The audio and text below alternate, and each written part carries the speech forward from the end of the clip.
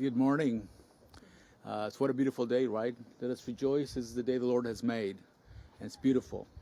On behalf of the residents of Vista Village and the Vista Village team, including my wife, Joan, who's over there, and one of our directors, Scott, wherever he is, and Lexi, our executive director, welcome to Vista Village. We are privileged to have with us this morning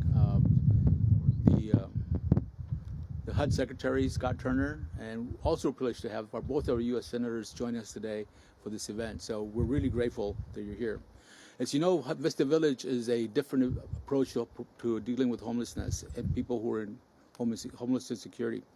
We believe that individuals should be empowered to be able to control their own destiny, and that only happens when people are prepared to take a job and work and create their own futures.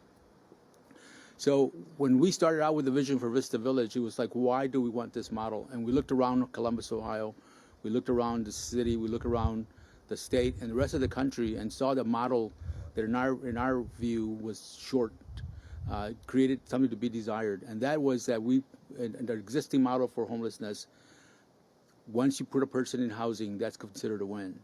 And that may work for some populations, but there's a large segment of the population we believe that just needs a second chance and just wants a second chance. And that is what Vista Village is.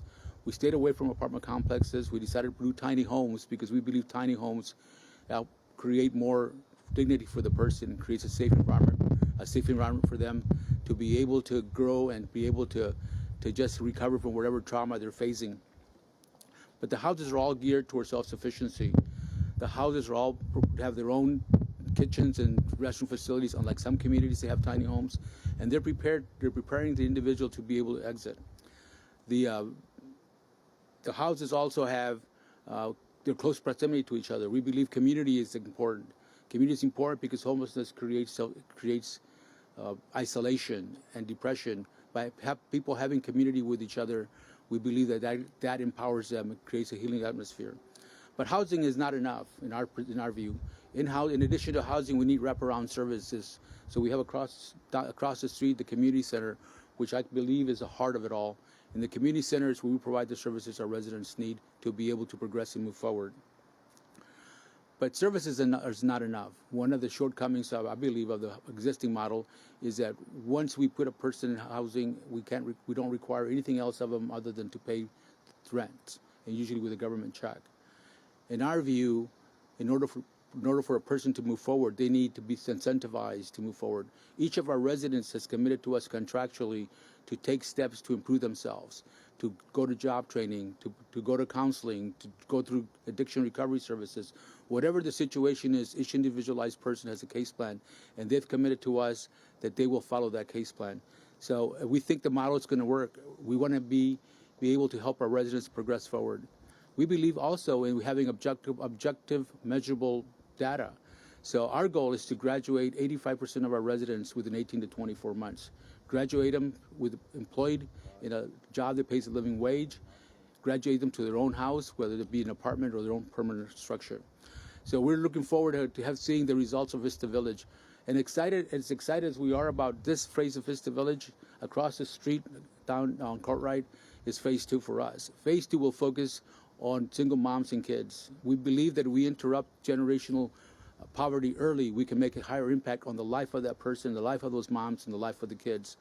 So in Vista Village Phase 2, single moms, we hope to create an atmosphere where the single moms can get to know each other, create a support network for them. We will have another community center over in Phase 2.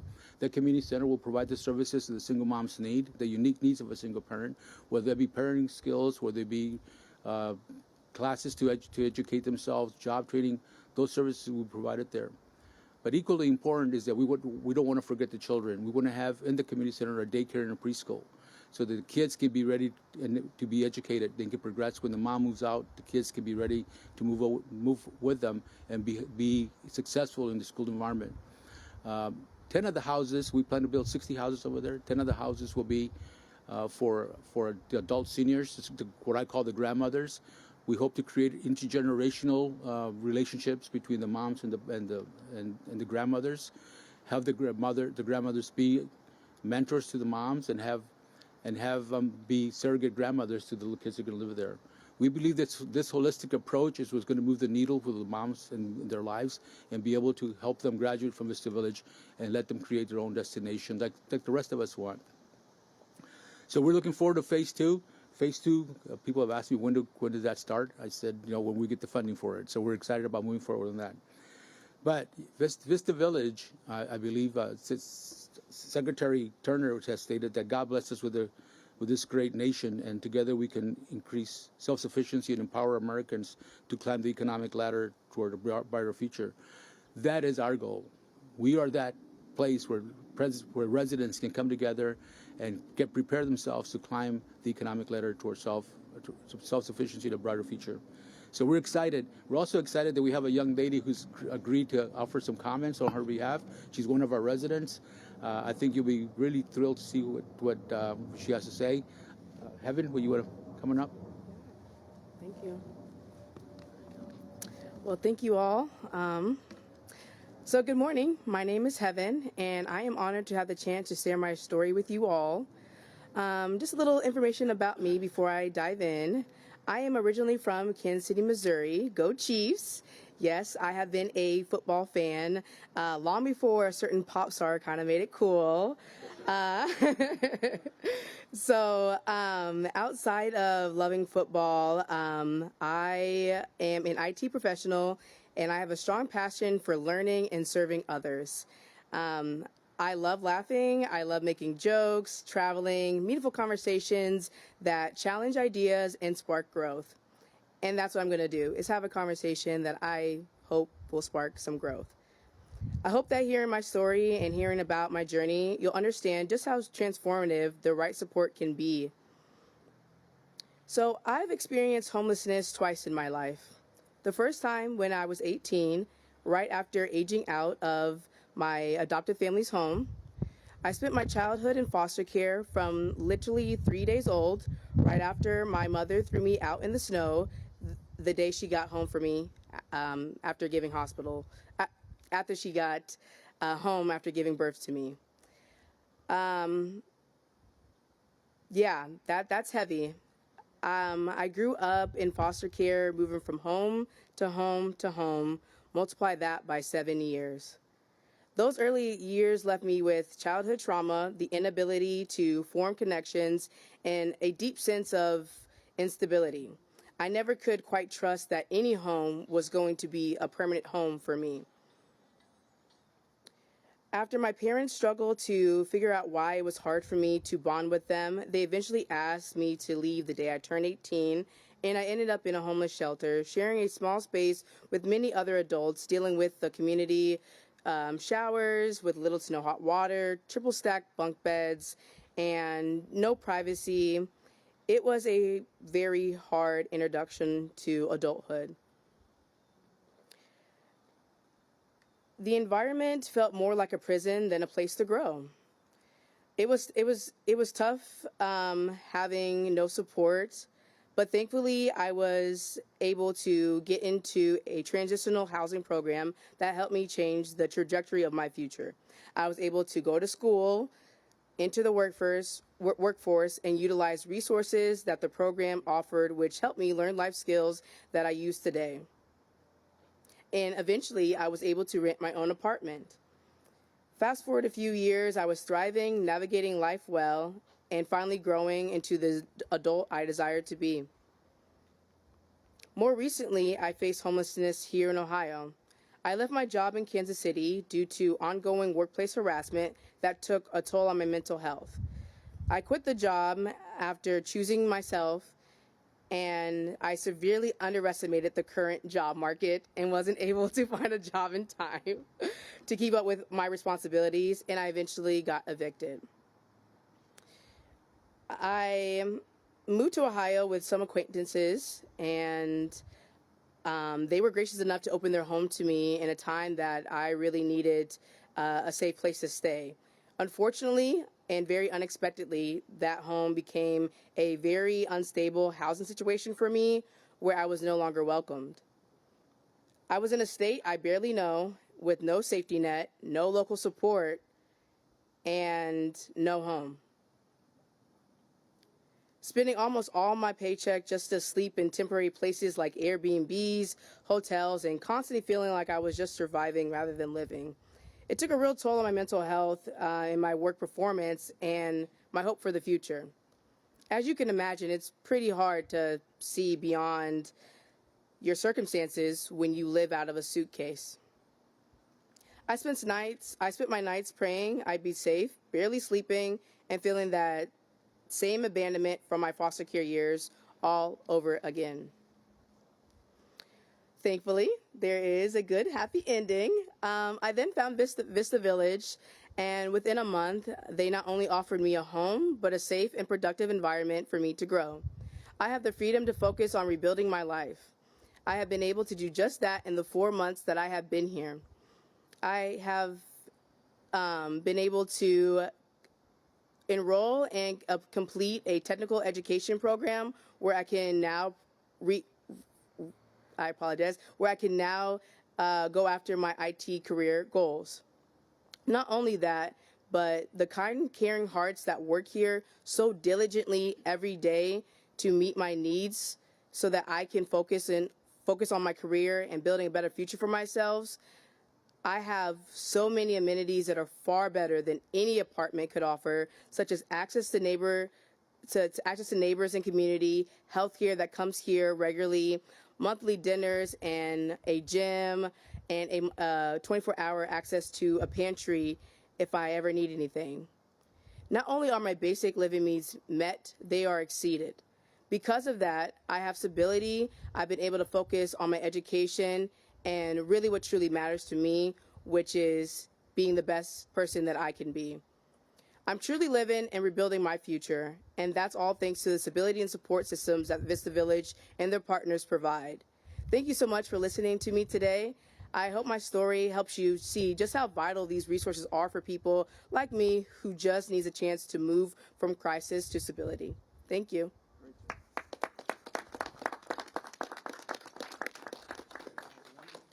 Thank you, Heaven. And Heaven is just one of the stories. We have people here who just want to improve themselves, who want to be in construction, who want to be maintenance people, and others who have different dreams other than IT. And our goal is to help them all. It is not my pleasure to introduce a person who really needs no introduction here in Ohio. He is a former Speaker of the House of Representatives. He is a former Lieutenant Governor, and now he's a U.S. Senator from the state of Ohio. Help me in welcoming John Husted.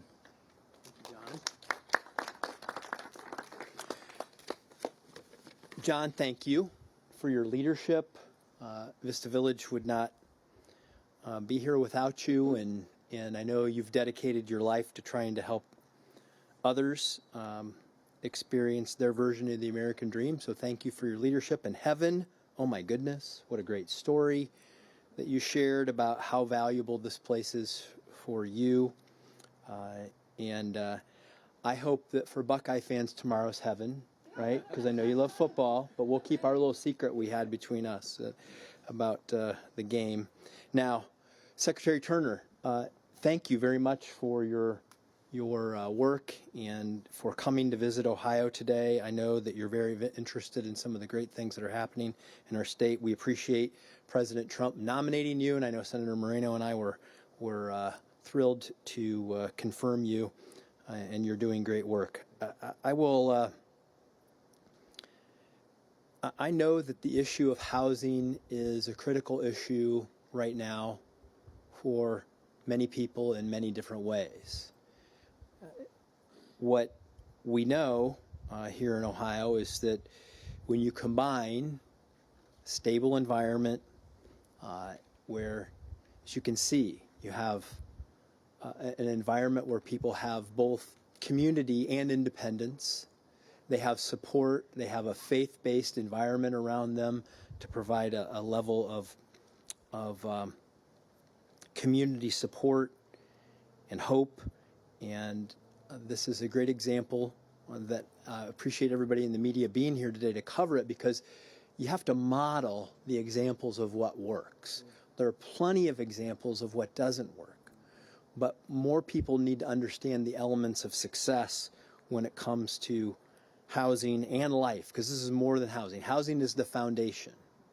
It gives you that that security where you know you have a place to put your head at night, you know that you're safe, you know that you have a place to launch life from, whether that's education, work, whatever it might be. And Vista Village is a wonderful element, and I'm going to personally emphasize the faith element of this, because I think it's important that people have purpose and a community, and the faith element of what is offered here at Vista Village is important to that. I also have a personal element to this that my wife Tina and I have worked on issues regarding aged out foster children. She's been very involved with the Open Table and Foster Hub and all these things, because it's so difficult for kids who turn 18. They no longer have that home environment where somebody's looking out for them. And I ask people, how many times after you were 18 did you call mom or dad or somebody in your life that helped you out of a tough situation? But if you are an aged out foster child and you don't have that, and you don't have anybody to call and anybody to turn to help you in times of need, the community has to provide that for you. Because you have nowhere else to turn. And Vista Village has some great examples of helping aged out foster youth and young adults find a path to self-sufficiency and hope and a brighter future. And it happens when you bring all these things together. You bring together housing, you bring together jobs, you bring together job training, you bring together a value system that helps launch people into the world, and that's what we have here today. So I know that Secretary Turner understands all these issues very well, and we can continue to help support successful initiatives like this. And I also want to emphasize the component of philanthropy. There are a lot of private dollars in this as well, combining public dollars and private dollars, a value system and a support system. That's what works. That's what this is, and we're proud to be here today. So it's now my pleasure to introduce my colleague, Senator Bernie Moreno. Senator Moreno is a guy who gets things done. He's an entrepreneur. He's an innovator. I know that when we talk about housing and solving problems, he is a great thinker on these issues and an even better doer. And so let me step aside and offer the podium to Senator Moreno. Thank you. Thank you, John. And I won't mention that it's been great working with my junior senator from Ohio. But look, John, congratulations on what you're doing here. This epitomizes really what the administration talks about when they say put America first.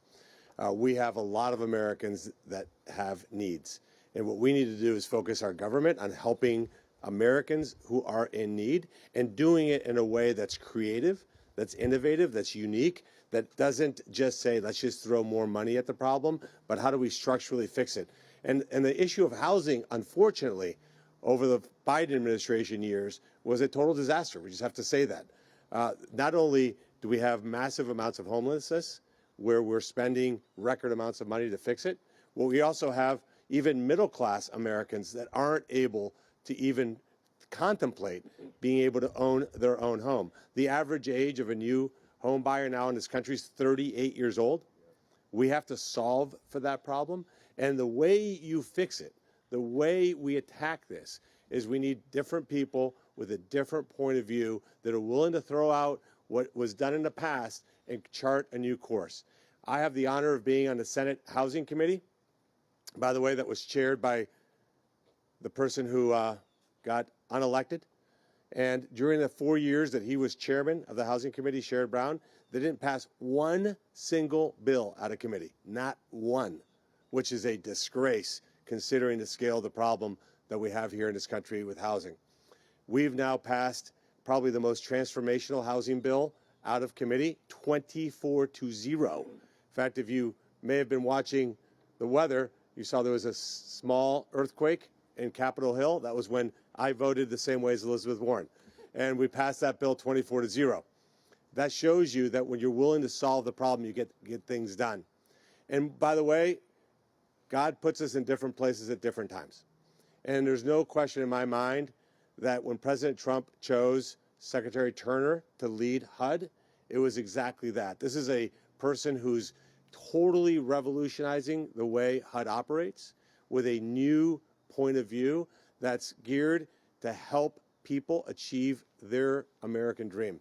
I am so honored to have him here in Ohio. He's become a great friend. He did an amazing job in the Housing Committee during his nomination process. He's exactly the kind of person that we need running HUD, and it is truly a great honor to have him here in Ohio, especially when he's cheering for the Ohio State Buckeyes tomorrow at the football game. Secretary Turner, coming up. Thank you. Well, a lot of that was true. No, it's a great honor. Thank you, Senator Moreno, Senator Husted, John, thank you. And Heaven, what a great testimony that you have. You know, in the Bible, Jesus said, when you give food to those that are hungry, when you give water to those that are thirsty, when you clothe those that are naked, you are doing it as you're doing it unto me. And that's what we see here at Vista Village. They're serving the Lord by serving the most vulnerable people in our country. And I will say it's an honor for me to be here in Columbus, Ohio. My team and I have been looking forward to being here and to see Vista Village in person, to work with my colleagues from the Senate, to hear real-life testimonies like this of this precious young lady, Heaven, and Senator Husted, who also has experienced foster care and foster youth and transitioning out of foster care. He and his wife have done such a wonderful job in caring for those who are coming out of foster care. And I'm glad that we have our friends and our colleagues from the media here so that you can tell this story and be ambassadors, if you will, of a real-life example of what works when it comes to housing, when it comes to homelessness. Housing people is of utmost priority, but we cannot stop there. We have to have the wraparound services to help people to be truly transformed. It's one thing to house a person, but what happens when that person leaves that house in the same condition as they were when they came in? We haven't done our job. At HUD, the 2024 Biden HUD administration 2024 point in time report, on one single night in 2024, January, 770,000 people homeless in our country with a record budget. How many know that's not a good play to call? That's unacceptable. Almost 800,000 people, 150,000 of those men, women, and children, homeless with a $70+ billion budget. Y'all, we have to do something different. And so when we came to HUD in January, February, when I was confirmed, we have been very intentional to return back to a mission-minded focus. We understand the mission that we've been called to carry out. We understand the people that we've been called to serve. And so every single day, every person at HUD, political and career, we are mission-minded. We're not only about housing, but we're also about eradicating homelessness. We're also about disaster and disaster recovery. But for the intentions of our visit today, when you think about homelessness, when you think about housing, it has to be a holistic approach, and that's what we see here at Vista Village. And John, I'm so grateful for you and your team and how you've approached this, how this public-private partnership shows a very powerful example that the federal government is not the solution. The federal government is not the answer. HUD is a great convener. HUD is a great bringer of stakeholders to come to the table. HUD is a great partner, but when you see public and private coming together, you get results such as Vista Village. The independency of those that live here, the dignity that's been restored, the honor that they have, the opportunity to be inside of a community, to lean on one another, to converge with one another, collaborate, ideate, to help one another. There's no lack here. There's no need here. And it's because people that started this from the Genesis have cared about the American people and not just pretend that the government is the answer. This is people putting their hands to the plow and their feet on the ground in faith in the Lord Jesus and coming together to bring real solutions. And because of that, I'm grateful to be here.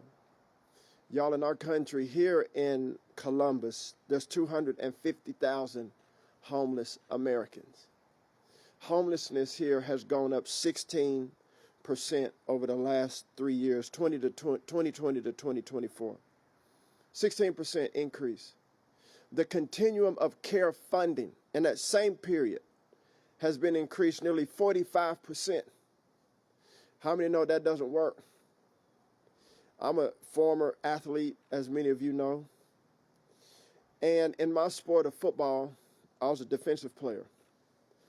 But the offense, they run plays to score. If you're running plays that the defense continues to stop, then you call timeout and you run a different play so you can be successful and win. And I think that's what you see here. This is a different way. This is a different play call here. And the results speak for themselves. And so because of that, I'm encouraged. I'm honored to be here. John, senators, thank you. Heaven, thank you. Media, we appreciate you being here. But I'll yield the rest of my time back to John. Thank you very much, Secretary. I think now we have a question and answer period.